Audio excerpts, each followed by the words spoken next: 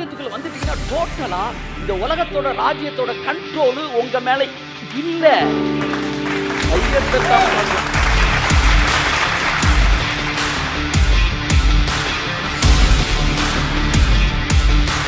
இன்றைக்கு இருந்து நாளைக்கு அடுப்பில் போடப்படுகிற காட்டு புல்லுக்கு தேவன் இவ்விதமாய் உடுத்துவித்தால் உங்களுக்கு உங்கள் பரமபிதா உடுத்துவிப்பது அதிக நிச்சயம் அல்லவா?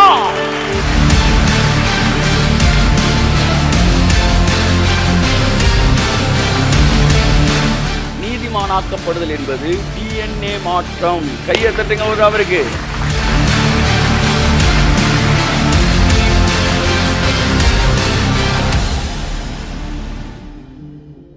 தொடர்ந்து கிங்டம் மைண்ட் செட் என்கிற தலைப்பிலே நான் பேசிக் கொண்டிருக்கிறோம். Kingdom mind set. Amen, praise God.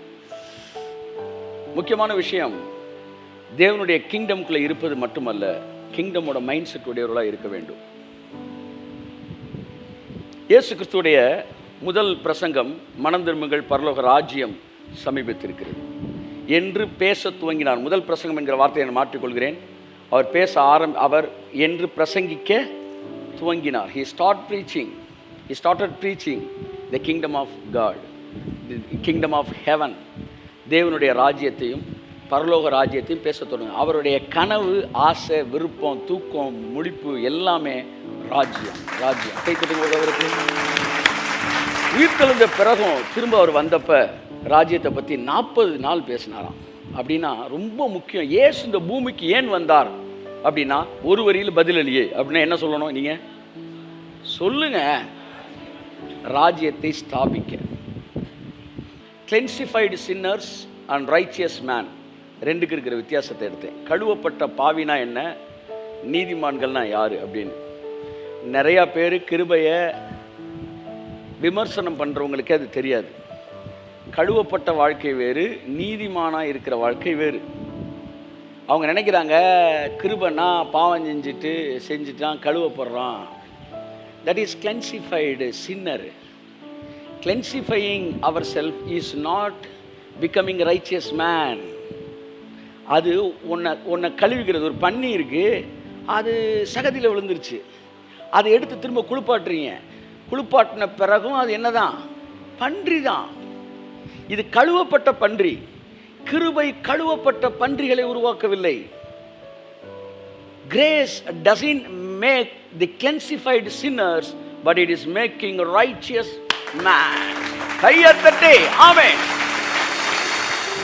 Righteous man, becoming righteous man is not just cleansifying by the blood of Christ and becoming cleansifying sinner. அது கழுவப்பட்ட பாவியா இருக்க மாட்டீங்க.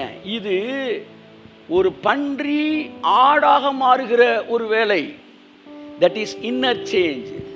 நீதிமானாக்கப்படுதல் என்பது DNA மாற்றம். கையை தட்டுங்க ஒரு அவருக்கு. Amen, praise God, hallelujah. So inner change. So இந்த நீதிமானாக்கப்படுறவன்னா யாருன்னா, டெய்லி அவனுக்குள்ள சேஞ்சஸ் வந்துக்கிட்டே இருக்குமா. அதுதான் நீதிமானாக்கப்படுதல். அவன் 6 மாதம் கழித்து பார்த்தீங்கன்னா அவன்கிட்ட புது மாற்றங்களை நீங்கள் பார்ப்பீங்க. 1 வருஷம் கழித்து பார்த்தீங்கன்னா அவன்கிட்ட புதிய மாற்றங்களை பார்ப்பீங்க. அவனுடைய கேரக்டரில் சேஞ்சஸ் இருக்கும். அதுக்கு பேர் தான் நீதிமானாக்கப்படுதல். பழைய ஏற்பாட்டில் அந்த பிரமாணத்துக்கு கீழே இருக்கிறாங்களே நிறையா போதகர்கள், நிறையா அவங்கெல்லாம் என்ன செய்கிறாங்கன்னா கழுவப்படுறதை பேசுகிறாங்க. கழுவப்பட்டாலும் கழுவப்பட்டவன் பாவிதான். ஆனால் கிருபை தான் நீதிமான்களை உருவாக்குகிறது. கரங்களை தட்டி கர்த்தருக்கு சொல்லுவோம். இயேசு கிறிஸ்து ஏன் பூமிக்கு வந்தார்? ஒரு வரியில் விடையளிக. சொல்லுங்க. ராஜ்யத்தை ஸ்தாபிக்க. கை தட்டுங்க. ஆமென். இயேசுவை சொந்த ரட்சகராக நீங்கள் ஏற்றுக்கொள்ளும் போது ராஜ்யத்துக்குள் வருகிறீர்கள். பரலோக ராஜ்யத்துக்குள் வருகிறீர்கள். ராஜ்யத்துக்குள் வந்துட்டீங்கன்னா டோட்டலா இந்த உலகத்தோட ராஜ்யத்தோட கண்ட்ரோல் உங்க மேல இல்ல. என்ன சொன்னேன்னு தெரியல. நான் உன்னை பேசுகிறேன், சார்ட்ட பேசுவேன், அப்படிதான் நான் பண்ணுவேன் அப்படின்ட்டு உள்ள இருந்து ஹெட்ஃபோனை வெளியே எடுப்பாங்க. ஓ, இவள் நீங்கள் ஹெட்ஃபோனில் வேற மேட்டரை கேட்டிருக்கீங்களா? அந்த மாதிரி உங்களுக்குள்ள ஹெட்ஃபோனை போட்டு அவன் வேற என்ன பேசிக்கிட்டு இருக்கானா? இல்லை ஹெட்ஃபோனை வெளியே எடுத்துருங்க. இப்போ நான் பேசுகிற கேளுங்க. நீங்கள் இந்த ராஜ்யத்துக்குள்ளே வந்துட்டீங்கன்னா அந்த ராஜ்யத்தோட ஆளுகை உங்கள் மேலே இருக்க. ஏன்னா உங்களை ஆண்டுகிட்டு இருக்கிற வேற ஒருத்தர். அப்படி இந்த உலகத்துடைய எந்த ராஜ்யத்தின் காரியங்கள் உங்களை ஆளுகை செய்ய முடியாது. ஏனென்றால் நீங்கள் வேறொரு ராஜ்யத்தோடு இணைக்கப்பட்டிருக்கிறீர்கள். சொல்லுங்களேன், ராஜ்யம் எனக்குள்ளே வந்ததா, இந்த உலகத்தின் சூழ்ச்சிகள் என்னை ஒன்றும் செய்யாதே, இந்த உலகத்தின் கொரோனா. இந்த பின்னாடி நம்ம தம்பி யார் நம்ம ஆஃபீஸ்க்கு வருவானே பிரகாஷ் இருக்கிறாப்புல. நம்ம ஒன்று சொன்னாலே அவனை பெரிய அளவு அவனால் புரிஞ்சுக்க முடியாது, ஆனால் ஓரளவு புரிஞ்சுக்குவான். எந்த விதமான மெடிக்கல் இன்ஸ்ட்ரக்ஷனையும் அவன் ஃபாலோ பண்ணல, ஆனால் கொரோனா அவனுக்கு வரல. வைத்துட்டு நான் ஃபாலோ பண்ண வேணான்னு சொல்லலை, அவன் ராஜ்யத்தின் புத்திரன் சார். கையை தட்டுங்க சார். அற்புதம் எனக்காக செய்பவர் என்னை அதிசயமாய் வழி நடத்துவார். அற்புதம் எனக்காக செய்பவர் அதிசயமாய் வழி நடத்துவார். பயப்படாதீங்க, அவரே என்னை காண்பவர், அவரே என்னை காண்பவர், அவரே என்னை காப்பவர், அவரே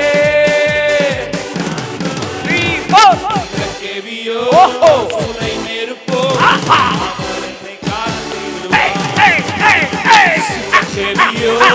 சுனை நெருப்போ அவர் என்னை காத்திடுவார். சிங்க கவின்றிய சிங்க மாதிரி பாட வேணாமா? சிங்க கேவியோ. இன்னும் இங்கிட்டு வந்துட்ட பூசை பார்க்கலாம்னு வந்துட்டியா நீ? நல்லா பாடும்போது அப்படி கர்ஜிக்கணும். அற்புதம் எனக்காக செய்பவர் என்னை அதிசயமாய் வழி நடத்துவார். அற்புதம் எனக்காக செய்பவர் என்னை அதிசயமாய் வழி நடத்துவார். அவரே என்னை காண்பவர், அவரே காண்பவர், அவரே என்னை காப்பவர், அவரே நல்லா உற்சாகமாய் சுனை நெருப்போ அவர் என்னை காத்திடுவார். சிங்கக்கேவியோ சுனை நெருப்போ அவர் என்னை காத்திடுவார். அப்படி கையை தட்டுங்க. நீதிமானுடைய வீட்டிலே ரட்சிப்பின் கம்பீர சத்தம். கம்பீர சத்தமாக, கம்பீரம்னா மெஜஸ்டிக் வாய்ஸ். Majestic voice. சொல்லுங்க, அற்புதம் எனக்காக செய்பவர் என்னை அதிசயமாய் வழி நடத்துவார். அற்புதம் எனக்காக செய்பவர் என்னை அதிசயமாய் வழி நடத்துவார். ஒன்று தெரியுமா உங்களுக்கு? யுனைடெட் கிங்டம் சிட்டிசன்னா அவன் உலகத்தில் எந்த நாட்டுக்கும் என்னெல்லாம் போகலாம்? ஏகப்பட்ட நாடுகளுக்கு விசாவே எல்லாம் போகலாம். என்னன்னு கேட்டால் ராஜ்யத்தின் புத்திரன்றான். ஆமாம், நம்ம நாட்டு புத்திரனாக இருந்தோம்னா வேறு மாதிரி இருக்குது. ஸ்ரீலங்காவுக்கே ஸ்கேன் பண்ணுறான். நம்ம ஸ்ரீலங்காவுக்கே நான் போச்சு அவங்களுக்கு அப்படி சொல்லாங்க. இல்லை, பக்கத்து நாடு, அதை சொல்ல வரேன். பக்கத்து நாட்டுக்கே ஸ்கேன் பண்ணுறான். அவன் சொல்கிறான் ராஜ்யத்தின் புத்திரன்றான். யூகே சிட்டிசன்னா விசாவே இல்லாமல் போகிறதுக்கு ரெடியாக இருக்கிறான். அங்கே பிறந்தவனுக்கு அது அவனுடைய மேன்மை. நான் சொல்றேன், நீங்க பரலோக ராஜ்யத்தின் சிட்டிசன். நீங்க அற்புதம் எனக்காக செய்பவர் என்னை அதிசயமாய் வழி நடத்துவார். அற்புதம் எனக்காக செய்பவர் என்னை அதிசயமாய் வழி நடத்துவார். அவரே காப்பவர், அவரே என்னை காப்பவர், அவரே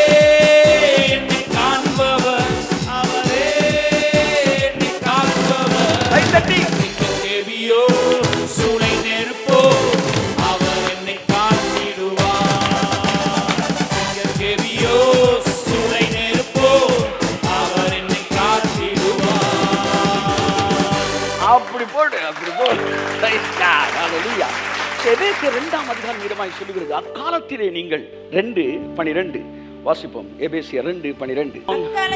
அக்காலத்திலே சேராதவர்களும், நீங்க இயேசு கிறிஸ்துவை அறியாம இருந்த அக்காலத்துல நீங்க கிறிஸ்துவை சேராதவர்களும் இஸ்ரவேலுடைய காணியாட்சிக்கு புறம்பானவர்களாக இருந்தீர்கள். அதாவது காட்ஸ் கிங்டம்க்குன்னு ஒரு என்ன இருக்கு, ஒரு வெல்ஃபேர் இருக்கு. ஏற்கனவே சொல்லியிருக்கேன் ராஜ்யத்தை பற்றி பேசும்போது, ஒரு ராஜ்யத்தின் குடிமகனுக்கு அந்த நாட்டு ராஜ்யத்துடைய அதிகாரம் அவன் மேலே இருக்கும். அது ராஜாட்ட மட்டும் இருக்காது, அவன் மேலே இருக்கும். ஹலோ, அவன் மேலே இருக்கும். இன்னைக்கு யூகே சிட்டிசன்னா யூகேவோட அதிகாரம் அந்த சிட்டிசன் மேலே இருக்கும். அந்த காலத்தில் ரோமன் சிட்டிசன்னா அவங்க தான் வேர்ல்டு ஃபுல்லாக ஆளுகை செஞ்சவங்க, ரோமன் எம்பரர்ஸ். அப்போ அந்த ரோமன் சிட்டிசனை உலகத்தில் எங்கே தப்பு செஞ்சு பிடிச்சாலும் அவனை கையை கட்டியே விசாரிக்கக்கூடாது, அவனை விசாரிக்காம அடிக்கக்கூடாது, அடித்து அவனை கேட்கவே கூடாது. மற்றவன்லாம் அடிச்சுட்டு தான் கேட்பாங்க. ஆமாம், நீங்கள் பண்ணீங்கன்னா அடித்தடி, அதே இது நாங்கள் பண்ணால் தடி அடி அப்படின்னு வாங்க. அப்போ அவனுக்கு அடிச்சுட்டு தான் முதல் கேள்வியே வரும். ஆனால் ரோமன் சிட்டிசனை தொடக்கூடாது, ஏன்னா ராஜ்யம் அவன் மேலே இருக்கு. அப்படித்தான் ஒவ்வொரு ராஜ்யத்துக்கும் ஒரு வெயிட் இருக்க மாதிரி பரலோக ராஜ்யத்தின் குடிமக்களுக்குன்னு ஒரு வெயிட் இருக்கு. ஆமாம், ஏன் வரலன்னா அவங்களுக்கு தெரியல. ஆமீன், ஏன் இப்போ வரல தெரியுமா? ராஜ்யம் அந்த வயசான பாஸ்டர் ஒருத்தர் பேசிட்டு இருந்தார், அதுதான் நீங்கள் சொல்கிறீங்க. அதுதான் மேட்ரு, அதுதான் மேட்ரு. எவ்வளோ பெரிய மேட்ரை பேசிக்கிட்டு இருக்கிறேன். இடி விழுந்த பிறகு வெடியான்றான், நான் வெடிடான்றேன், என் பையன் இப்படின்றான். அது முடிடா, அவனுக்கு வெக்காபுலரி கன்ஃபியூஷன் ஆகுது. இது முடி, அது வெடி. இங்க பாருங்க, ஒரு இடி இப்போ விழுந்துகிட்டு இருக்கு. என்னன்னா ராஜ்யம், பரலோக ராஜ்யத்தோட புத்திரன்னா அது வெயிட்டே வேற சார். இது நான் ஒன்றுமே செய்ய முடியாது, ஆவியானவர் தான் உங்கள் கண்ணை திறக்கணும். இதுக்கு மேலே நான் எஃபெக்டை கொடுத்தோம்னா நம்ம தொண்டை போயிடும். ஸோ என்னன்னா ராஜ்யத்தோட புத்திரன்னா அந்த எஃபெக்ட், இஸ்ரவேலின் காணியாட்சி, அந்த சுதந்திரம் அப்படின்னா ஸ்பெஷலாக அவன் மேலே மட்டும் அது இருக்கும். அப்படிதான் பாருங்க, நீங்க ஒரு சிட்டிசனா இருக்கு. எந்த சிட்டிசனா? ராஜ்யத்தோட சிட்டிசன் ஆயிட்டீங்க. You are directly control by the heaven itself. பரலோகத்தினாலே நீங்கள் நடத்தப்பட்டு கொண்டு இருக்கிறீர்கள். பரலோகத்துக்கும் பூலோகத்துக்கும் முழு குடும்பத்துக்கும் நாமகரணராக இருக்கிறீர்கள். இங்கே பாருங்க, நீ யூகே சிட்டிசன் ஒருத்தன் இந்தியாவில் வந்துருக்கிறாரு, வந்துக்கிட்டு பைபாஸ் ரோட்டில் போயிட்டு இருக்கிறாரு. உடனே ஒரு இந்தியன் சிட்டிசனாக மாற முடியாது. இவர் யார் சார்? இவர் பிரிட்டனில் இருக்கிற ஒருத்தர், பிரிட்டிஷ் ஏகாதிபத்தியத்தில் இருக்கிற ஒருத்தர் நம்ம தெருவில் நடந்து போயிட்டு இருக்காரு. அப்படித்தான் பிசாசு உங்களை பார்த்து சொல்லுவான், பரலோகத்தோட பிள்ளை ஒருத்தன் நம்ம ஏரியாக்குள்ள போயிட்டு இருக்கான்.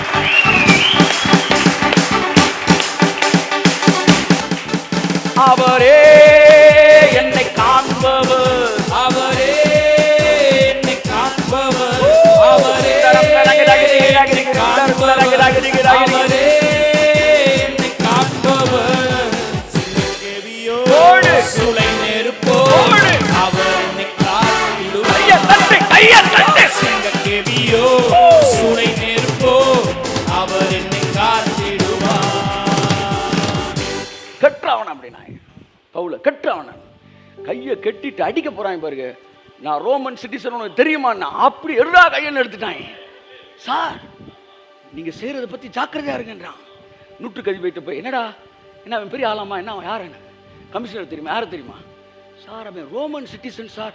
அவன் கையை ஊத்து விட்டு பேசுறான்றான். கையை ஊத்து விட்டு எய்த்தாப்புல உட்காந்து டீயை போட்டு உட்காந்து பேசுறான். இப்ப சொல்லுங்க சார், என்ன பிரச்சனை சார்? அப்படி பேசு, அப்படி பேசு.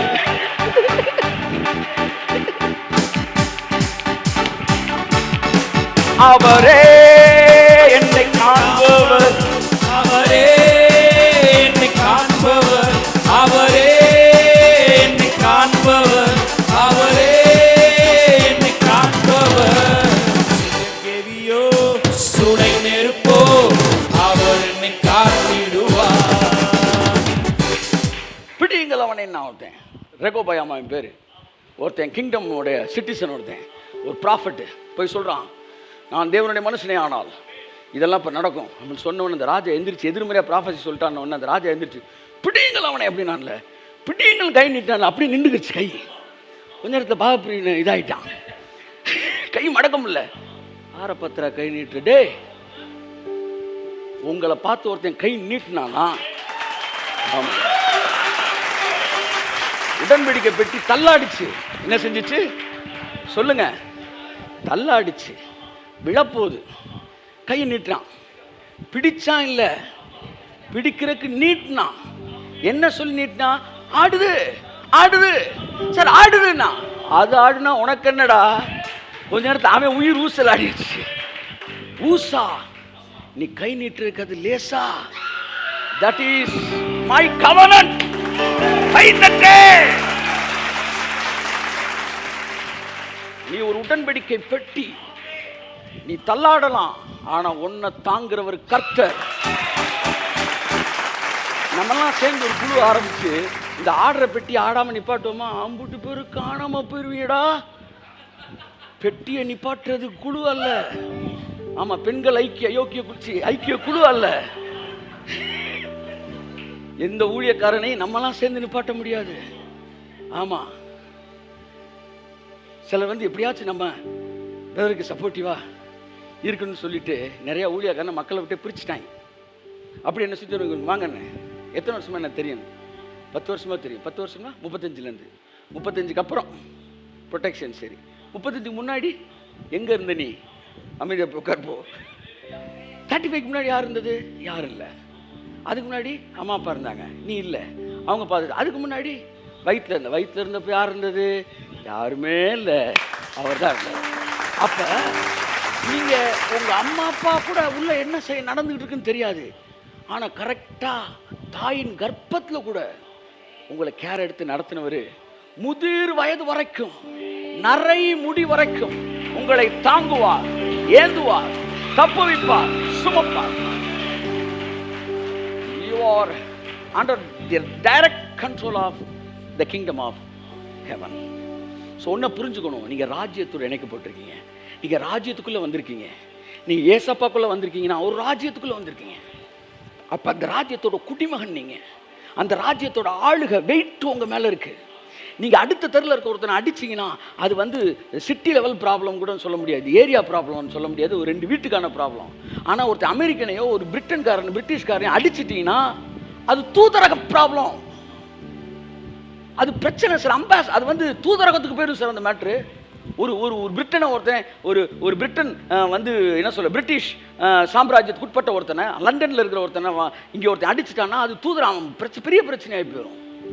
அப்படித்தான் உங்களை ஒருத்தன் தொட்டுட்டானா அது 2 கான்டினென்ட் 2 பிளானட்டுக்கு இடையில உள்ள ப்ராப்ளம்.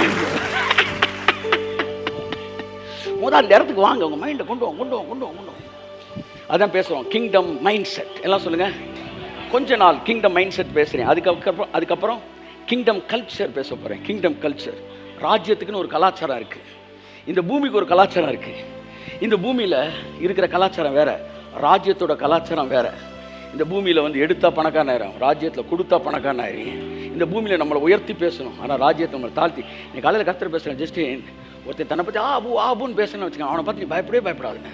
ஏன்? அவன்கிட்ட ஒன்றுமே இல்லைன்னு அர்த்தம். தன்னை பற்றி அவன் வேல்யூவே பண்ணலைன்னு அர்த்தம். ஆனால் இவன் ஒருத்தன் அமைதியாக இருக்கிறானோ, தாழ்மையாக இருக்கணும், அவன்கிட்ட ரொம்ப ஜாக்கிரதையாரு. அவன் தன்னை பற்றி ஏகப்பட்ட வேல்யூ போட்டு வச்சிருக்கிறான். தன்னை குறித்த ஃபுல் வேல்யூ தெரிஞ்சவன் வெளியில் ரொம்ப என்ன செய்ய மாட்டான், அவன் தாழ்மையாக தான் இருப்பான். அப்போ கிங்டம் கல்ச்சர் என்ன? Humbleness, humility. கிங்டம் கல்ச்சர் என்ன? ஃபர்கிவ்னஸ், மன்னிக்கிறது. வேர்ல்டு கல்ச்சர் என்ன? ரிவெஞ்சிங் எடுக்கிறது, பழி வாங்குறது. ஒரு கண்ணு கெட்டு போனாலும் பரவாயில்ல, உனக்கு 2 கண்ணு கெட்டு போன்றான்னு நினைக்கிறது. தன்னை சுற்றி இருக்கிற 100 பேர் கதறி எழுதாலும் ஒரு ஆளை பழி வாங்கி அவன்டா நினைக்கிறது. This is the worldly culture, earth culture, இந்த கல்ச்சர் ஆஃப் திஸ் எர்த். ஆனால் kingdom culture forgiveness. Kingdom culture என்ன? வந்து ஜெனராசிட்டி. கிங்டம் கல்ச்சர் என்ன? ஃபெய்த்ஃபுல்னஸ். கிங்டம் கல்ச்சர் என்ன? வந்து ஹியூமிலிட்டி. இப்படி கிங்டம்கான கல்ச்சர் இருக்கு. அது அப்புறம் எடுப்போம். கிங்டம் மைண்ட் செட்டை பற்றி நான் எடுக்க விரும்புகிறேன்.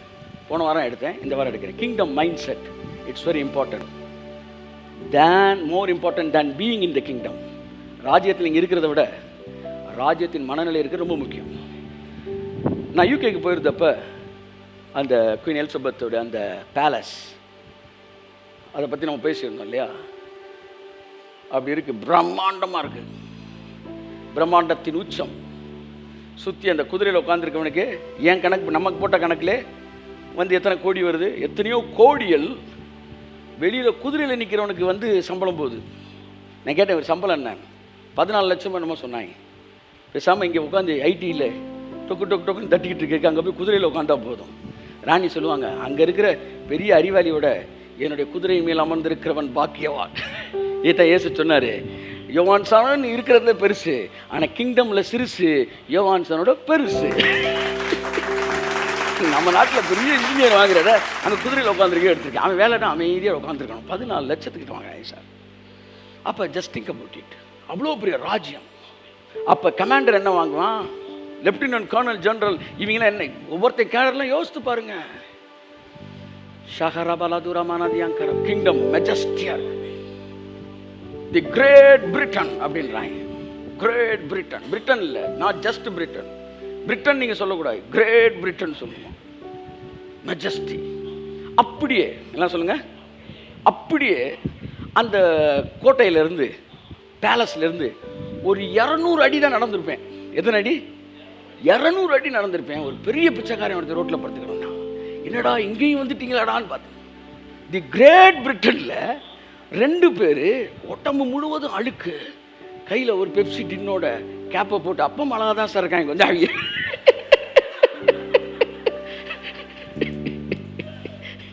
Great Britain because they are better than African பிரசிடென்ட்ன்ற மாதிரி படுத்துருக்கிறேன். Sorry to say this, just for joke.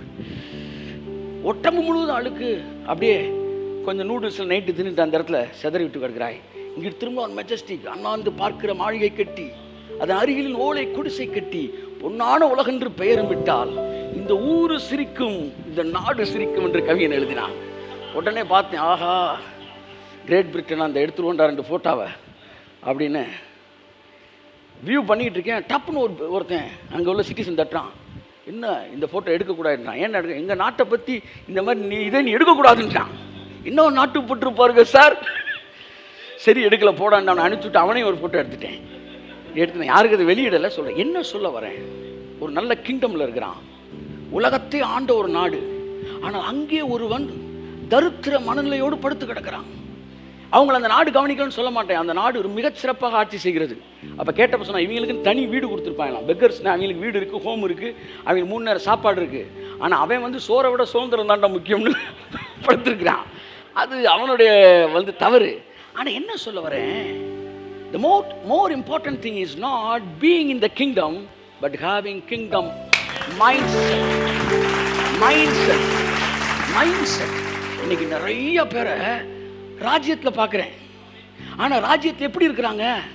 அந்த கிரேட் பிரிட்டனில் 2 பேர் படுத்துக்கிறோம் பாருங்க. அந்த மாதிரி நம்ம தேவனுடைய ராஜ்யத்தில் இருக்கிறோமா, இல்லை ராஜ்யத்தில் ராஜாவோட மைண்ட் செட் இருக்கிறவங்களா இருக்கிறோமா? கிங்டம் கல்ச்சரில் நான் பேசுகிறேன்.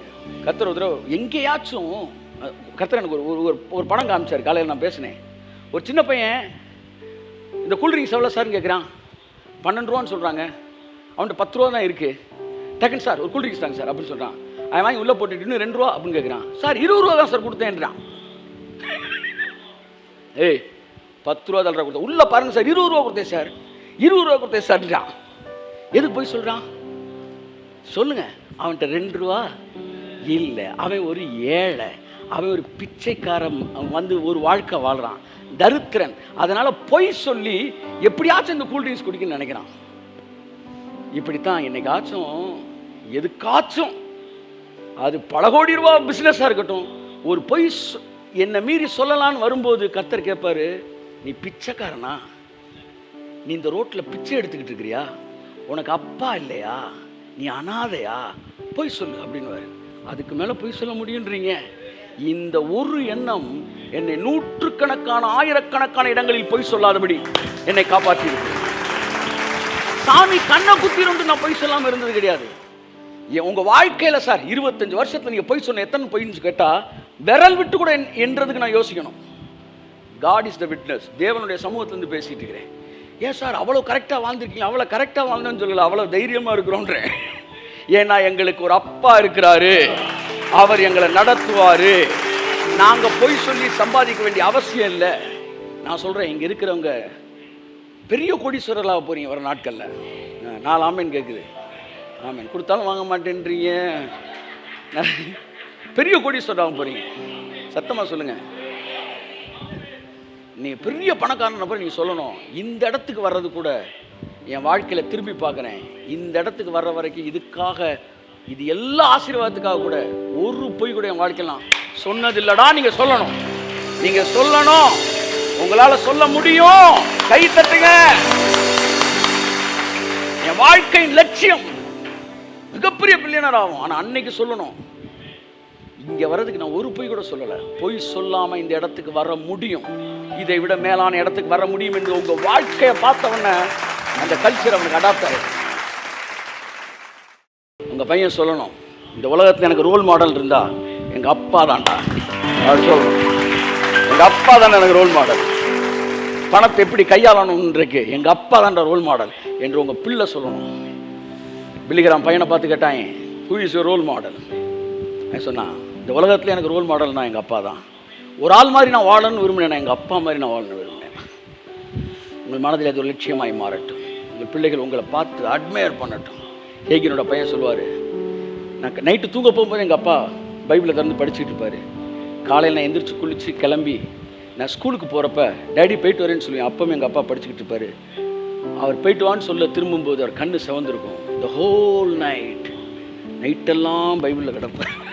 அதனால தான் 50 வருஷம் அட்வான்ஸாக இருக்கிறாங்க, 100 வருஷம் அட்வான்ஸ்டாக பேசிட்டு போயிட்டாங்க. அப்போவே பேசிட்டு போயிட்டாங்க.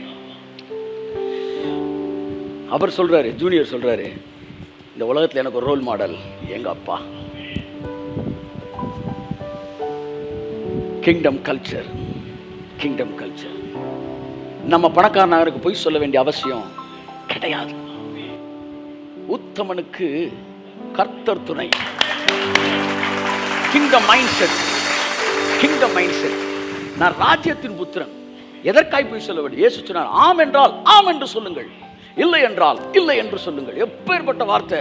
ராஜாவின் சர்வ அதிகாரம் பொருந்திய வார்த்தை. ஆம்னா ஆம் சொல்றார், இல்லைன்னா இல்லைன்னு சொல்லு. ஐயா கேட்குறாங்க, என்ன சொல்ல? ஏசப்பா நீங்க பார்க்குறீங்க, பக்கத்தில் நிற்கிறார், நீங்க உண்மை சொன்னா மாட்டிக்குவீங்க. என்ன செய்ய, என்ன சொல்ல அப்படின்னு மாட்டாரு. என்ன சொல்ல? ஆம்னா ஆம் சொல்லு, இல்லைன்னா இல்லைன்னா இல்லைன்னு சொல்லு. ஐயா மிஞ்சி வந்தா நான் பார்த்துக்கிறேன்டா சொல்றா உண்மை. கையத்தட்டே அப்பா கூட இருந்தா தப்பா வார்த்தை வராது. எவன் என்ன செய்ய முடியும்? ஊரே கள்ள கொண்டு எறியவங்கள்ட்ட வந்தாலும் உண்மை பேசுங்க. ராஜ்யம் எனக்குள்ளே வந்ததால் சூழ்ச்சிகள் என்னை ஒன்றும் செய்யாதே. அற்புதம் எனக்காக செய்பவர் என்னை அதிசயமாய் வழி நடத்துவார். அற்புதம் எனக்காக செய்பவர் என்னை அதிசயமாய். கிரேஸ்னா transformation. Grace doesn't make cleansified sinners. It is making righteous man. Hallelujah. Grace தப்பா புரிஞ்சிருந்தா இந்த காலை நேரத்தில் மாத்திக்காங்க. கிருபை என்னைக்குமே கழுவப்பட்ட பாவிகளை உருவாக்குவதல்ல, கிருபை நீதிமான்களை உருவாக்குகிறது. லைஃப்ல சேஞ்சஸ், உண்மை, ராஜரிகமான மனநிலை, இது எல்லாம் உங்களை ராஜாவாகவே டிரான்ஸ்ஃபார்ம் பண்ணுது. உங்களை ரசிப்பார் பாருங்க, தேவன் ரசிப்பார். சரி என் பிள்ளை உண்மை பேசுகிறான்டா, ரசிப்பார். கை தட்டுங்க. நீங்கள் உண்மை பேசும்போது ரசிப்பார். நீங்கள் பிஸ்னஸ் டீல் பண்ணும்போது ரசிப்பார். பல நேரங்கள் என்ன நான் கரெக்ட் பண்ணியிருக்கிறேன். ஐயா உங்களை தேடி ஒருத்தர் வந்து வெயிட் பண்ணிட்டு இருக்காங்க. சரி அன்னை கிளம்பிட்டேன்னு சொல்லு. கிளம்பிட்டேன். டக்குன்னு ஒருத்தங்க யதார்த்தமாக மீட் பண்ணிட்டாங்க, கொஞ்சம் லேட் ஆகிடுச்சுன்னு சொல்கிறா அப்படின்னு. சரிங்கண்ணே நான் நில்லு, ஒரு நிமிஷம் நில்லு, நான் கிளம்புறேன்னு மட்டும் சொல்லு போன்றுவேன். அந்த செகண்டில் உள்ள வருவார், எதுக்கு போய் பேசுகிறீங்க? இல்லை அவர் பெரிய மனுஷன் இருக்கட்டும், உன் மரியாதை போ. நீ நீ நீ நீ லேட்டாக கிளம்புனேன்னு சொல்லு. இல்லை சொன்ன மரியாதை போயிடும். அதை நான் காம்பன்சேட் பண்ணியிருக்க தெரியும். நீ உண்மை மட்டும் பேசுவேன். நான் லேட் ஆகிட்டேன்னு சொல்லுப்பா. யாரும் ப்ரேயருக்கு வரல. அண்ணன் என்ன பண்ணுறாரு? உள்ளே ஜெபிச்சுக்கிட்டு இருக்காரு. ஆனால் அவருக்கு முன்னு தூங்கிட்டு இருப்பார். நான் சொல்லுவேன், நான் ஜெபிக்கவே இல்லை, தூங்குறாருன்னு சொல்லு. இந்த உலகத்தில் எனக்கு தூங்குற கூட உரிமை இல்லையா? தூங்குறாருன்னு சொல்லு. என் பசங்க தெளிவாக சொல்லுவேன், அண்ணன் தூங்குறாரு. அப்போ எதை வேணாலும் கேட்டுக்கலாமா? சொல்ல மாட்டோம்ன்றாங்க. பொய் தானே சொல்லக்கூடாது. அப்போ அண்ணன் எங்கே போயிருக்காரு, எந்த ஊரில் என்ன பிஸ்னஸ் பண்ணி எல்லாத்தையும் வாங்கிடலாம். ஒன்றும் வாங்க முடியாது. ஏன்? அதெல்லாம் எங்களுக்கு அனுமதி அளிக்கப்படவில்லை. சரி ஏதாச்சும் பொய் சொல்லுங்க, நாங்கள் பொய் சொல்ல மாட்டோம். யாருக்கு பேசுகிறீங்க? இப்போ நான் வேற ஆள் பேசுகிறேன், விட்டுருக்க கொஞ்சம். இப்போ உங்களுக்கு நான் பேசுகிறேன். ராஜ்யத்தின் மனநிலை. போன வாரம் பார்த்தோம். நான் எங்கள் அப்பா வீட்டுக்கு போவேன். அந்த பையன் சொன்னான், அப்பா வீடு. ராஜ்யம்னா என்ன? அப்பா வீடை யோசிச்சிட்டிங்கன்னா கொஞ்ச நேரத்தில் உங்களை சுற்றி அப்பா வீடு வந்துடும். அப்பா வீட்டை யோசிச்சனால தப்பாக இருந்த ஒருத்தன் பன்றி திங்கிற தவிடுகளினாலே தன் வயிறை நிரப்ப ஆசையாக இருந்த ஒருவன் அப்பா வீடு எல்லாம் சொல்லுங்க அப்படின்னு யோசிச்சான் பாருங்க. கிங்டம் மைண்ட் செட் உள்ள வந்துச்சு.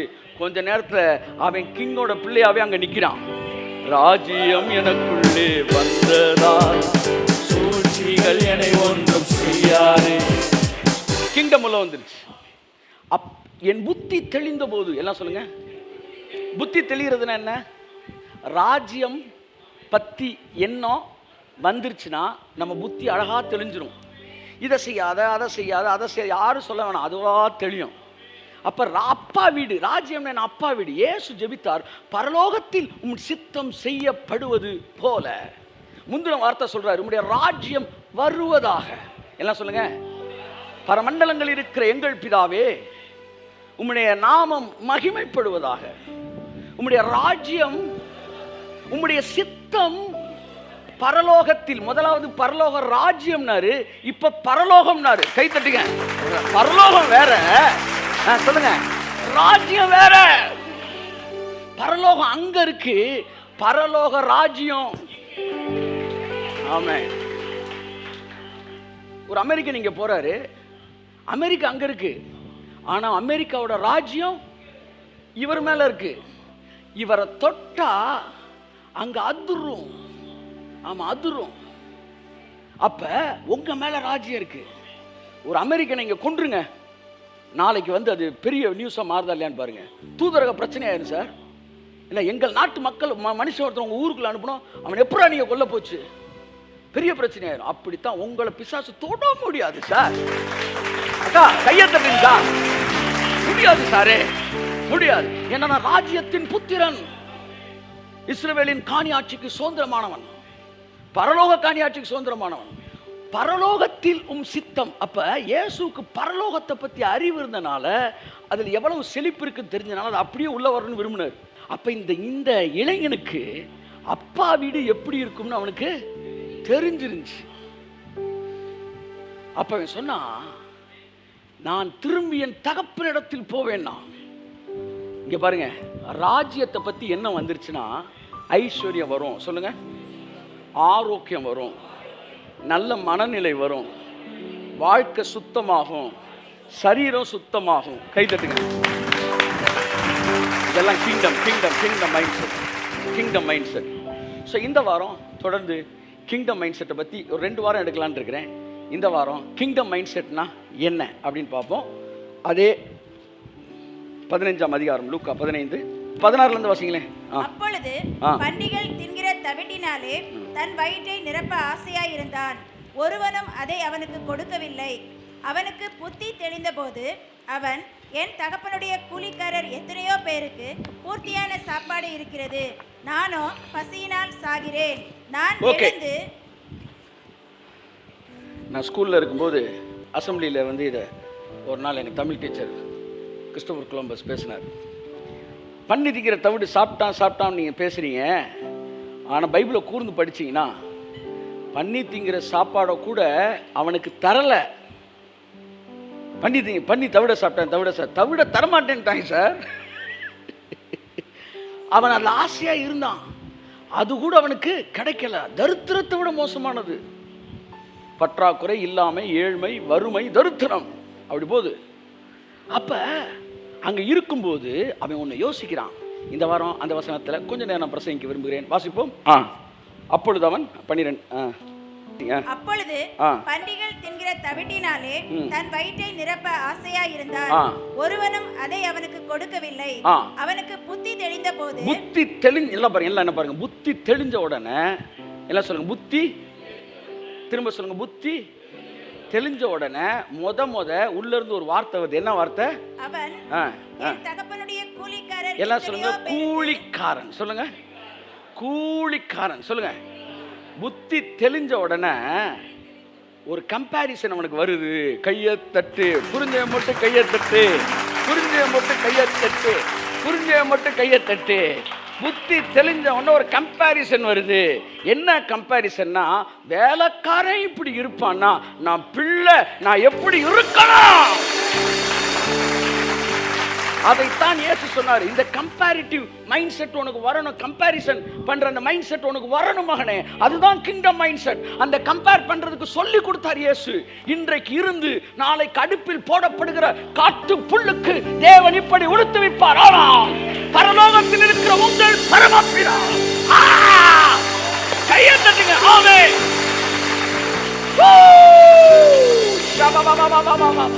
அற்புதம் எனக்காக செய்பவர் என்னை அதிசயமாய் வழி நடத்துவார். அற்புதம் எனக்காக செய்பவர் என்னை அதிசயமாய் வழி நடத்துவார். அவரே என்னை காப்பவர், அவரே என்னை காண்பவர், அவரே என்னை காப்பவர், அவரே என்னை காண்பவர். தேவியோ சூளை நெருப்போ அவர் என்னை காத்திடுவார். தேவியோ சூளை நெருப்போ அவர் என்னை காத்திடுவார். அவனுக்கு விசுவாசம் அப்பா வீட்டை நினைச்ச உடனே விசுவாசம் எப்படி திரும்ப வந்துச்சு? வேலைக்காரனை பார்த்தோன்னு விசுவாசம் வந்துருச்சு. எனக்கு பல நேரம் இந்த உலகத்தான பார்த்த விசுவாசத்தில் சோர்ந்து இருப்பேன் பாருங்க. இந்த உலகத்தான பார்த்தோன்னே எனக்கு விசுவாசம் வந்துடும். வேலைக்காரன் இப்படி இருக்கிறானா நான் பிள்ளை நான் எப்படி.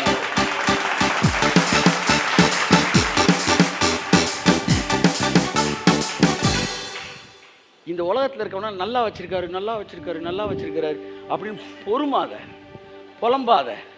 அவனை நல்லா வச்சிருந்து கூட உனக்கு இந்த அறிவு வரலனா, அவனையும் நாசமாக்கி இருந்தா உனக்கு எப்படிரா விசுவாசம் வரணும்? உனக்கு விசுவாசத்தை வர வைக்கிறதுக்கு தாண்டா அவனை நான் நல்லா வச்சிருக்கிறேன்.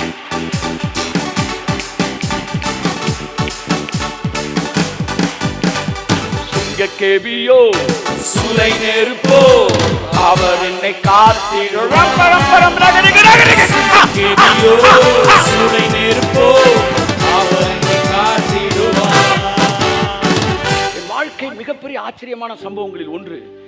என் வாழ்க்கையில் பல நேரங்களிலே என் விசுவாசத்தில் ஒட்டஞ்சு போய் உட்கார்ந்து இருக்கும் போது என்னை தூக்கி நிப்பாட்டினதெல்லாம் நான் பார்த்த உலகத்தாங்க தான். வீட்டு வேலைக்காரனுக்கு பூர்த்தியான சாப்பாடு எப்படி கம்பேர் பண்ணாம பாருங்க. அவன் கம்பேர் பண்ணாம பாருங்க. என் பிள்ளை, என்னுடைய பிள்ளை வயிற்றில் வந்து ஐ திங்க் ஆமாம் பிறந்த உடனே அவனுக்கு வந்து இந்த மாதிரி சின்ன சின்ன ப்ராப்ளம்ஸ், சின்ன பெரிய பெரிய ப்ராப்ளம்ஸ் இருக்குன்னு சொன்னப்ப, அதனால் இமீடியட்டாக ஆப்ரேஷன் பண்ணணும் அது பண்ணணும்னு சொன்னப்போ ஒரு முடிவு எடுத்து அவனுக்கு தகப்பேன். நான் முடிவு எடுக்கலைன்னா அங்கே ஒரு பெரிய மிஸ்டேக் ஆயிரும் சார், நாங்கள் பொறுப்பு இல்லைன்னு சொல்லிட்டாங்க. நான் உட்காந்துருக்கிறேன், என்ன எடுக்குன்னு தெரியல, டிவி பார்த்துக்கிட்டு இருக்கிறேன். உனக்கு ஒத்து வரல நீ பார்க்காத, எனக்கு அது நல்லா ஒத்து வரும், நான் பார்ப்பேன். பார்த்துக்கிட்டு இருக்கிறேன். அங்கே பார்த்த ஆக்டர்ஸோட பசங்கள்லாம் அப்படியே ஜெய்ஜாண்டிக்கா மெஜஸ்டியா வந்து அவன் மைக்கை பிடிச்சி பேசிக்கிட்டு இருக்கிறான். மெதுவாக எனக்குள்ளே பேசுகிறாரு, இன்றைக்கு இருந்து நாளைக்கு அடுப்பில் போடப்படுகிற காட்டு புல்லுக்கு அவர்களுடைய அங்கே அரசியல்வாதி பிள்ளைங்க இருக்கிறாங்க, நடிகர்கள் பிள்ளை இருக்கிறாங்க, இவங்களை எத்தனை பேரா என்ன தெரிஞ்சவங்க, ஆனால் அவங்க பிள்ளைகள்லாம் ஆரோக்கியமாக இருக்கும்னா உன் பிள்ளை எப்படி ஆரோக்கியம்? சிங்க கேவியோ சூளை நெருப்போ அவர் என்னை காத்திடுவார். நான் சொன்னேன் ஆப்ரேஷன் கேன்சலு. ஆமாம், மிராக்கிள் என்ன செஞ்சிருச்சு? நடந்துருச்சு. நடக்கணும். உங்களுக்கு எதுவும் உறுதி இருக்கா? என்ன உறுதி? இந்த பயல்களெல்லாம் நல்லா இருக்கும்போது என் பையன் எப்படி நல்லா இல்லாமல் இருப்பான்? அடுத்த ஸ்கேன் எடுக்கிறாங்க. Sir everything is all right, everything is perfect. ஆமாம், இங்கே பெர்ஃபெக்ட் ஆனா எல்லாம் அங்கே பெர்ஃபெக்ட் ஆயிரும். Come on. இங்கே கேவியோ சூளை நெருப்போ அவர் என்னை காத்திடுவார். இங்கே கேவியோ சூளை நெருப்போ அவர் என்னை காத்திடுவார். கம்பேர் பண்ணலாமா? பண்ணணும். அதுதான் கிங்டம் மைண்ட் செட். கைய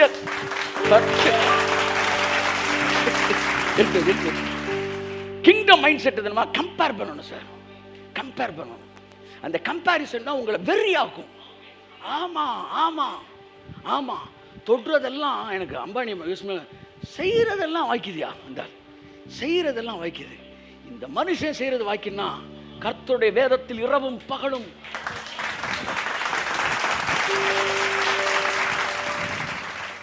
இரவும் பகலும் தியானமாக இருக்கிறீங்க. நீங்கள் செய்கிறது எப்படி சார் வாய்க்காமல் போகும்? வாய்க்காமல் போயிடுச்சுன்னா அவனை பாரு, அவன் தான் உன் ஃபெய்த்தை உனக்கு கூட்டி கொடுக்க போகிற ஆள். அவனை பார்க்கும்போது உங்களுக்குள்ள விசுவாசம் வளரும். இந்த உலகத்தில் இருக்க எல்லா ஆசீர்வதிக்கப்பட்டவனுக்கு தேங்க் பண்ணுங்க. இதுதான் பாருங்க 60% லைஃப் ஸ்டைல். நான் போகிறேன் 30, 60, 100. அடுத்த வாரம் கர்த்தர் சித்தமான 100 பேசுகிறேன். 30ன்றது என்னன்னா, இந்த உலகத்தில் ஏதோ ஒரு ஓரத்தில், என்ன சொல்லுங்க, ஏதோ ஒரு ஓரத்தில் அமைதியாக வாழ்ந்துட்டு நாங்கள் தரித்திர பிள்ளைகளா கைத்தட்டி ஒரு குடிசையில் பாட்டு பாடிட்டு செத்துடுறோம் சார். செத்துட்டு பரலோகத்துக்கு போயிட்டு அங்கே ஏதோ ஒரு ஓரத்தில், அங்கேயும் ஓரம் தானா, இங்கே தான் ஓரம்னா அங்கேயாச்சும் செட்டுருக்கு வாடா, அங்கேயும் ஓரத்தில். அப்போ எங்கே தான் நீ நடுவில் உட்காந்துருப்ப? This is what 30% just pass. ஏதோ பாஸ் ஆகிட்டு ஏதோ ஒரு ஓரத்தில் ஏதோ ஒரு இடத்துல அப்படி வாழ்கிறது. ஆனால் 60ன்றது 50க்கு மேலே, என்ன சொல்லுங்கள், அதாவது 50ன்றது ஆவரேஜ். ஆமாம், 50%. 50க்கு மேலே தான்டா நான் இருப்பேன் அப்படின்னு நீ நினச்சின்னா நீ 60க்கு வந்துட்டேன்னு அர்த்தம். அடுத்து 100 இருக்கு, கிங்டம் மைண்ட் செட்டு. அவன் சொன்னான் பூர்த்தியான, எல்லாம் கைத்தட்டுங்க, பூர்த்தியான, கம்ப்ளீட்.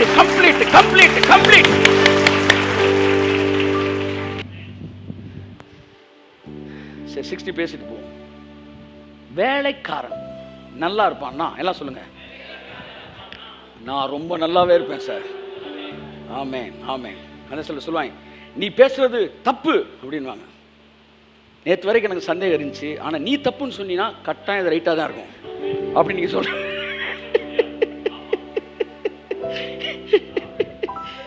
நீ எதையுமே தப்பாக சொல்கிறவே, நீ என்ன தப்புன்னு சொன்னீங்கன்னா அப்போ நான் கரெக்டாக தான் பேசிட்டு இருக்கிற அர்த்தம். நல்ல கவனிங்க, இயேசு கம்பேர் பண்ண கற்றுக் கொடுத்தார். எல்லாம் சொல்லுங்க, கையை எப்படி காட்டுங்க, கம்பேர் பண்ண கற்றுக் கொடுத்தார்.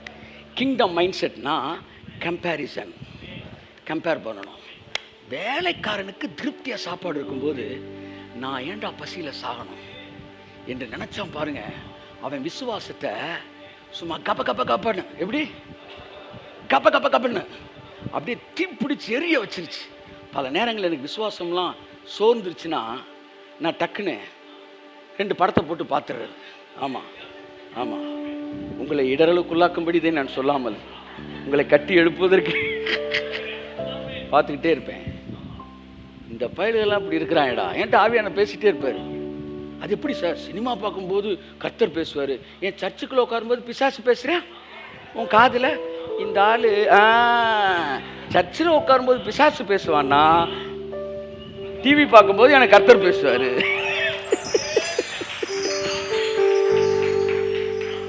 சார், கடவுளோடு இணைஞ்சிருக்கிறவனுக்கு எங்கே இருந்தாலும் பேசிகிட்டே இருப்பார். அப்போ நான் பார்க்குறேன், கம்பேர் பண்ணுறேனே ரைட்டா, நீ என்னடா கம்பேர் பண்ணுறேன்? நானே கம்பேர் பண்ணேன்டா. எதை கம்பேர் பண்ணீங்க ஆண்டவரே? வானத்து பறவைகளை கவனித்து பாருங்கள், அவைகள் விதைப்பதும் இல்லை, அவைகள் அறுப்பதும் இல்லை, களஞ்சியங்களில் சேர்த்து வைப்பதும் இல்லை. அந்த பறவை ஒரு நாள் கூட விதைச்சதில்லடா. அவைகளையும் அவர்கள் பரமபிதா அல்ல, உங்கள் பரமபிதா அவைகளையும் போஷிக்கிறார். அப்ப விதைக்காட்டினாலும் போஷிக்கிறார்ல. எத்தனை நான் போய் கேட்டேன் எங்க லீடர்கிட்ட, அப்ப நம்ம விதைக்க வேணாம்னு தானே சொல்லுது. அர்த்தம் அப்படி இல்லை தம்பி, விதைக்காத பறவையவே நான் போஷிச்சா விதைக்கிற உன்னை எப்படி நான் போஷிக்காம நெருப்போ அவர் என்னை காத்திடுவார். எல்லாரும் பாடுவோம். சூளை நெருப்போ அவர் என்னை காத்திடுவார். இயேசு கம்பேர் பண்ண கத்து கொடுத்தாரு. பறவையை பார், அது விதைப்பதில்லை, அறுப்பதில்லை, சேர்த்து வைக்கிறதில்ல. அது செத்துருக்கா? என்னைக்காச்சும் ஒரு காக்கா சாப்பாடுலன்னு செத்துருக்கா? நீங்க ஒரு காக்கா சொல்லுங்க சார், யாராச்சும் ஒரு ஆள் சொல்லுங்க சார், ஒரு காக்கா பசியிலேயே செத்துச்சுன்னு சொல்லுங்க. கரண்ட் கம்பியில் அடி வாங்கி. ஆனா நம்ம சோறு போட்டு வளர்க்குறோம்னு வாங்கின வந்து லவ் பேர்ட்ஸ் செத்து போயிருக்கு. அவர் சொல்லுவார், ஒழுங்கு என்ன விட்டா நான் சோறு போட்டிருப்பேன், நீ சோறு போடுறன்னு பேரு கூட பேர் வைக்கிற சோறு வச்சு அந்த மாதிரி. பாருங்க, கடலுக்குள்ள நூற்றுக்கணக்கான மீன் இருக்கு, சாக மாட்டேங்குது. மில்லியன்ஸ் ஆஃப் ஃபிஷஸ் இருக்கு, சாக மாட்டேங்குது. நம்ம ஒரு 4 மீனை வாங்கி வச்சா செத்து போயிடுது. அவர் சொல்லுவார், இது உனக்கு ஒத்து வராதுரா, ஏன்னா நான் தான் போஷிக்கிற தேவன். அப்ப அவைகள் ஒண்ணு கூட என்ன செய்யறது இல்லையா, சாகலை, எல்லாத்துக்கும் சாப்பாடு கொடுக்குறாரு. எவ்வளோ பெரிய கடவுள் பாருங்க சார். சிலர்லாம் ஒரு 500 கிளி 1000 கிளிக்கு சாப்பாடு போட்டோன்னே டக்குனு யூடியூப்ல போட்டுறாங்க, டே நான் 50 கோடி கிளிக்கு சோறு போட்டுக்கிட்டு இருக்கேன்டா. அதெல்லாம் போஷிக்கிறவரு உன்னை போஷிக்க மாட்டாரா? சொல்லுங்க சொல்லுங்க. அதை பார்க்கணும். பார்க்குறப்ப உனக்கு தெரியணும், எங்க அப்பா தானே உனக்கு சோறு போடுறாரு. அது சொல்லும், ஆமா, அப்ப எனக்கு போட மாட்டாரா? அதை தவிர நாங்களும் சொல்லிக்கிட்டே இருக்கிறோம். நான் சொன்னேன், அது கிளி ஆண்டவரே, ஒரு 1 கிலோ அரிசி வாங்கினா வருஷம் ஃபுல்லாக மாதம் ஃபுல்லாக போட்டுடலாம். சரி விட்டு, திமிங்கலங்களை கவனித்து பாருங்கள். கைத்தட்டுங்க, திமிங்கலங்களை கவனித்து பாருங்கள். அது தேவனை நோக்கி காத்திருக்குமா? சார் சார் திமிங்கலம் சார், சார் டிரைவர் சார், திமிங்கலம் சார். அவரு திமிங்கலம், திமிங்கலம்லாம் கப்பலே வந்து திமிங்கலத்துக்குள்ள போறோம் தெரியாமலே உள்ள போயிடுவாங்க சில நேரம். அப்படி பெரிய பெரிய திமிங்கலங்கள்லாம் இருக்கு, பெரிய பெரிய திமிங்கலங்கள்லாம் இருக்கு. அந்த திமிங்கலங்களுக்கு உணவளிக்கிற கர்த்தர் உங்க ப்ராஜெக்ட் காசு கொடுக்க மாட்டாரா? கொடுக்க மாட்டாரா? கம்பேர் பண்ணு. வானத்து பறவைகளை கவனித்து பாருங்கள். அடுத்து சொல்றார், கூட்டு வந்து காட்டு புஷ்பங்களை கவனித்து பாருங்கள். அப்ப கிங்டம் மைண்ட் செட்னா என்ன? உங்களை சுத்தி இருக்கிற நல்லவனெல்லாம் பார்த்து பொறாமப்படுறது இல்லை, அவங்க எல்லாம் பார்த்து இவங்களையே போஷிக்கிற நீங்க என்ன எவ்வளவு போஷிப்பீங்க ஆண்டவரே. ராஜ்யம் எனக்குள்ளே வந்ததா, தேவைகள் என்னை ஒன்றும் செய்யாதே, அற்புதம் எனக்காக செய்பவர் என்னை அதிசயமாய் வழி. அடுத்து காட்டு புஷ்பத்தை பாருறாரு, ஆகாயத்து பறவை பாருறாரு. கடைசியா சொல்றாரு, நல்லா கவனிங்க, இன்றைக்கு இருந்து நாளைக்கு அடுப்பில் போடப்படுகிற காட்டு புல்லுக்கு தேவன் இவ்விதமாய் உடுத்துவித்தால் உங்களுக்கு உங்கள் பரமபிதா உடுத்துவிப்பது அதிக நிச்சயம் அல்லவா அப்படின்னு சொல்லிட்டு அடுத்த 33ல சொல்றாரு, ஆகையால் முதலாவது தேவனுடைய ராஜ்யத்தை, ராஜ்யம் எனக்குள்ளே வந்ததா, சூழ்ச்சிகள் என்னை ஒன்றும் செய்யாது. ஓகே, ராஜ்யம். யாரோ ஒரு ஆள் அடுத்தடுத்து தொடங்கிறாரு, திரும்ப திரும்ப யாரோ பேசுறீங்க, மைண்ட் வாய்ஸ் கிட்ட. அதனால பாட்டு நிப்பாட்டி நான் மேட்டருக்கு வரேன். ப்ராஃபிட். ஓகே, நல்லா கவனிங்க. கிங்டம் பேசும்போது தான் கம்பேரிசன் பேசுறாரு. இதெல்லாம் கம்பேர் பண்ணி பேசுற 6:30 சொல்ற, இன்றைக்கு இருந்து நாளை அடுப்பில் போகிற காட்டு புல்லு.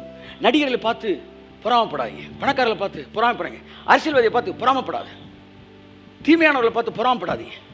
ஆமாம், இவங்க எல்லாரையும் பாருங்க, இவங்களே நல்லா இருப்பாங்கன்னா நாங்களாம் ரொம்ப நல்லா இருப்போம் சார் அப்படின்னு சொல்லுங்க. ஏன்னா இவங்களெல்லாம் கர்த்தர் ஆசீர்வதிக்கிறாரு, அவங்களெல்லாம் நேசிக்கிறாரு, அப்போ என்னையும் நேசிப்பாரு